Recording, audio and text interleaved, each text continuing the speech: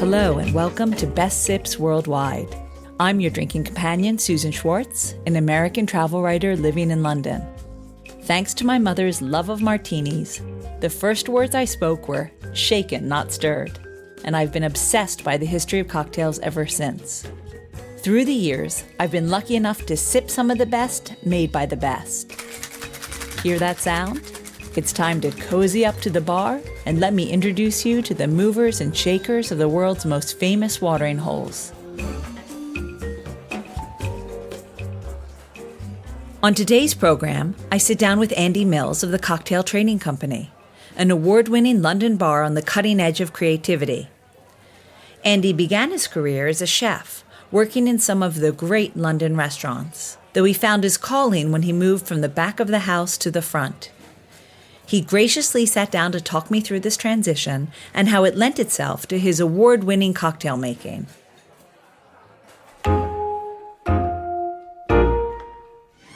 We're here at the Cocktail Trading Company in Smithfield with Andy Mills, bartender extraordinaire. And why don't you tell me a little bit about yourself and how you got into bartending and your passion and how long ago this started? And I know you started in so it's Covent been a Garden, long time. So I think tell. I started about sort of 6.5 years ago. I wanted to be a chef originally, but at the time it was really difficult to get into kitchens.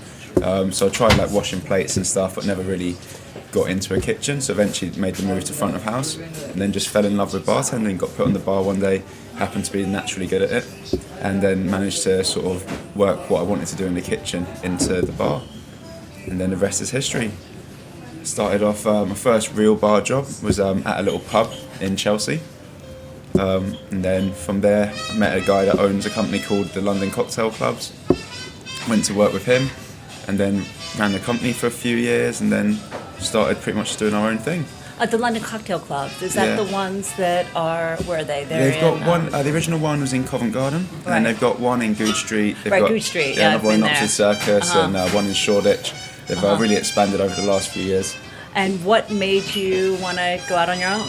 Because you've been so successful, you've won tons of awards. I think the main thing is not having to make other people's mistakes for them. So you see a lot of people, like I've worked for a lot of big bar companies as well, and everyone, they cut all the wrong corners, and it's just really frustrating when you put like so much time and effort into trying to grow a business, and then they'll just be cutting all corners here and corners there. I've worked for a few nightclubs, and that's always the way it works. So I went to business with myself and my two business partners, who are very supportive, and we basically just decided to try not to make all the mistakes that we saw everyone else making. Are they started as bartenders as well? Or They did indeed, so we're all just bartenders. And were you all working together? Yeah, not at the same time, but briefly. So one of my partners, Ollie, we used to work at the cocktail clubs together. And another one of my partners, Elliot, he used to work at, we opened a bar called Steam and Rye in the city. Yeah. And like a big sort of restaurant, party bar, nightclub. And then from there, we just one day decided, let's just put all the money we could scrape together and rent a basement off someone. And that's pretty much what happened. Now, when you were young, and do you feel like, because you wanted to be a chef or a cook when you were young, do you feel like you're bringing that to your drinks? You know, the idea of... Yeah, I think there is definitely, once you've got a better understanding of food and how different flavours sort of map out, it's often a lot easier to get behind a bar and come up with drinks. Bartending as the actual tending side of it is a completely different set of skills, but most really good bartenders will be generally quite good in the kitchen, and then most good chefs will generally be quite good behind the bar, but it's all about multitasking and prioritising. But flavour-wise and drinks-wise, where a lot of bartenders spend most of their time reading cocktail books, I always was more fascinated with cooking books and chef's books and old food books and so on and so forth. So I've had a much better understanding of how, say, like sugars work, so sugar work, which relates really well back to garnishing drinks, how fruits and different sort of solidifiers, say like gelatin, can be used to create garnishes and create different textures in drinks. So as opposed to just going to your standard sort of, say, egg white to create a nice mouthfeel, we can use things like gelatin and agar in drinks to create better mouthfeels and so on and so forth. So there's little things which often get overlooked in the bar trade. If you read enough cooking books, you can pick up on them, and then some of them you just need to tweak a little bit to sort of apply to drinks. Do you think that was your idea going forward for your bars, to make them different from, say, the London, the cocktail company and that kind of thing? What was your kind of MO? We wanted to be, main one was we wanted to be affordable. We didn't want to, we hate how a lot of bars, they penalise people for wanting to drink good quality products. So whether someone just wants a JD and Coke or they want a Glenfiddich 15, it doesn't really matter. I think everyone should be able to drink what they want to drink and not be, in some cases, ripped off. So that was the main thing. So everything in our bars is priced the same. So like all Bat Bar products would be £9, whether it's in a cocktail or straight. The idea of that being that people just can drink what they want to drink without having to feel pressured into drinking something that they might not necessarily want to drink due to price. Which works really well. As well, it means the Bat Bar products are actually moving, as opposed to just sitting there for years gathering dust. And then we want it to be almost classic in design, almost like gentleman's clubby. Just like good music. We often start the day with a bit of jazz, but by the end of the night we will have a little bit of a cheesy rock and roll playing. And generally just wanted the drinks to be fun. If you want a serious drink, you can come down and get one. But for a lot of consumers and the guests that aren't necessarily, it's quite hard to judge when you're in the drinks trade, because you spend all your time around people that just like drinking hardcore classic cocktails. But for a lot of consumers, they generally like having a bit of fun when they go for a drink. So we like all our drinks to just be a bit tongue-in-cheek and a bit playful. Especially now. Now it seems like there is such a cocktail renaissance. We're really riding the wave of it. Yeah, it's huge. I hope it doesn't end, because I really, really love it. I think there are, so many cocktail bars opening up. And each kind of having a different milieu, like a different feel. Not anyone is really doing the same thing. No, it's so good. And like cocktail culture, especially in England, like if I get on the underground in the morning to go to work, I will hear a conversation about cocktails somewhere on the train. Every time I hear the word cocktails, my ears perk up. So I'm like, eavesdrop a little bit and see what they're talking about, see where they're going. Do you remember any of them? Not too many. Normally had a few beers by the time I get home, so my morning memory slot is a little bit not so vivid. But the cocktail. They perk out. I can pick it out of the crowd. Do you think your customers are like daring when it comes to choosing things, or do you think some of them are? Because a lot of yours are quite funky. You're trying different things. Yeah, so we split our drinks mainly into sort of 3 categories. So we'll always have a selection of very just easy drinks. So it's just, if you want, say, just you go to a bar, you just want a daiquiri, you don't want any faffing about. That's what we would call just like a nice, easy drink. And then we have more fun drinks, which are also a lot of the time based around what will look good on Instagram. So you always hear like chefs and restaurateurs moaning about people taking photos of their food for 15 minutes before they try it. It's nothing to moan about. It's the best bit of free PR a bar could ever have. So the internet and Please social don't media. go out with other bloggers, because literally it is 10 minutes. You all have to say, okay, I'm starving. We have to eat already, or have to drink. I want a toast already. So I totally understand. Yeah, the good thing with drinks is it's not like food where you do have a very short hot period before it just starts to cool down massively. The drinks stay cold for quite some time. You do sometimes wonder, and especially if it's say like a frappe drink over crushed ice, you see it there and you see someone taking photos of it, and you know by the time they get to it, the first sip's just going to be a little bit diluted.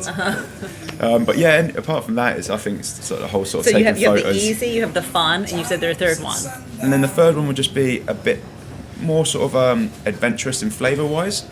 Not always sort of, sometimes they'll be outlandish and a bit ostentatious in the way they're presented, but then sometimes they could just be just very simple serves, but with more complicated flavour combinations.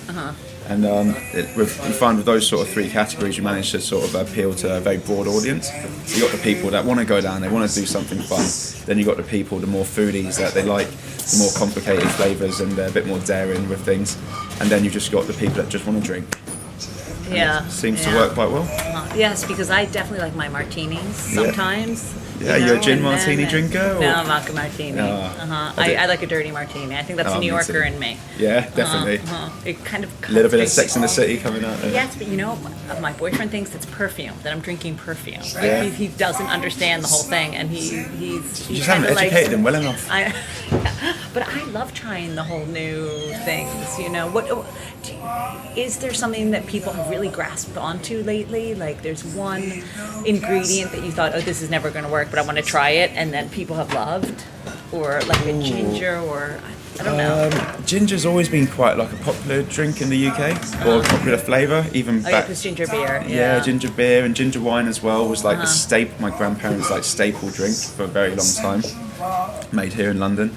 I would say. Well, I guess maybe the awards you've won they've been for specific drinks or bars? Some of them have been sort of just basic cocktail. Talk me through some of the awards that you've won. So some of them. So with cocktail competitions, some of them will be for like a whole range of skills that will be judged, and some will be just for presenting a drink. So a lot of them have just been for single drinks. So you turn up to a bar somewhere during the day, and there'll be 20 bartenders, and you'll present a drink. It's often sponsored by a spirit, so you have to present, say, a Jack Daniel's drink or a Woodford Reserve drink, and and then you have a load of judges, and they just choose the one which they think is the best. So won quite a few like that, and then done a few competitions where it's much more a broader set of skills that are judged. So they'd have, say, like a speed bartending round. So they'd have, say, 100 bartenders from around the world. They all go head to head to see who can be the fastest bartender. Or, for example, like a food pairing round, who can pair with food the best with cocktails, and so on and so forth. Which a very famous competition called World Class, which is sponsored by Diageo. I did quite well in that a few years ago. Won it for the UK. Didn't do too well in the global final. Didn't win, but it was still good. It's okay. You did all right for the UK. Did okay for the UK. And so what was that judged on? So that was judged on literally everything. So blind tastings, food pairings, speed bartending, like mystery boxes, just giving you a load of ingredients and saying make drinks. And so it's kind of like a MasterChef, but exactly like MasterChef. Just on drinks, yeah. Do you remember what the box was of ingredients? Oh gosh, I know. I'm making it hard for you. I think I had like mustard and passion fruit and like some form of vinegar and some form of... Do you have to use all of them, or you get to select what you want? The more you can use in one drink and still make it taste good, the more points you get. So obviously we just used all of them. And even mustard? Yeah, well, mustard's great. If you think of mustard a bit like you would say of like ginger in a drink, you don't put enough in it to really get that mustard flavour, but if you put enough in it just to get a little bit of sort of piquancy from it, then you can have a little bit of spice. Do you have anything with mustard on your menu now? At the moment, no. We do have one with like a chili chutney. So we've got a chili and tomato chutney which we use in a drink, which works really well. It's like chili, tomato chutney, a bit of peach compote, some ginger. So when you use a chutney, say, or something that you would think of as, or I would think of as, kind of a like a food, like how do you get it to get it into the drink? I guess it's kind of like when you see marmalade and stuff. Yeah. Does it just? It depends what sort of thing. Does it dissolve? I mean, sometimes it will dissolve. It depends. If you're getting it from, say, like a supermarket, they add a lot of other stuff in it to stop it dissolving. A lot of the time we will say turn it into a syrup. So just heat it up with sugar and then it will dissolve and then it will stay in a state. That's a great idea. Sometimes you have to, if it's say like a jam, you have to add a thing to it called pectinase, which basically breaks down pectins in fruit products, which is a bit like fruit jelly. And once you've added that to it, then you can mix it in with water or dissolve it into, say, a spirit, or just turn it into a puree.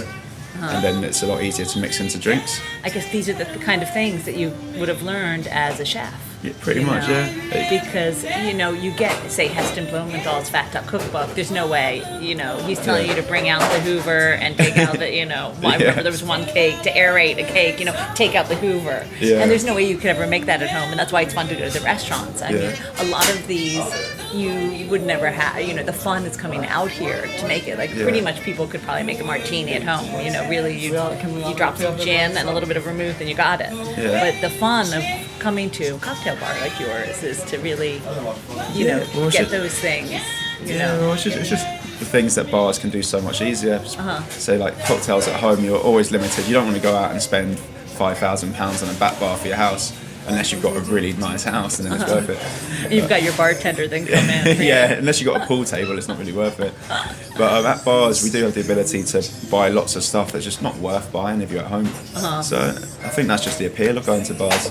I know. So what's the future for you guys? You've opened here in Smithfield. So we've opened here in Smithfield. We've got a second bar, or the original bar, which opened at the start of 2015 over in Carnaby Street. But we're actually moving that to a new long-term lease in Bethnal Green Road.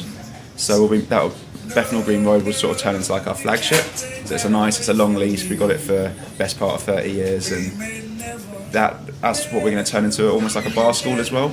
So during the day, it operates as a bar school.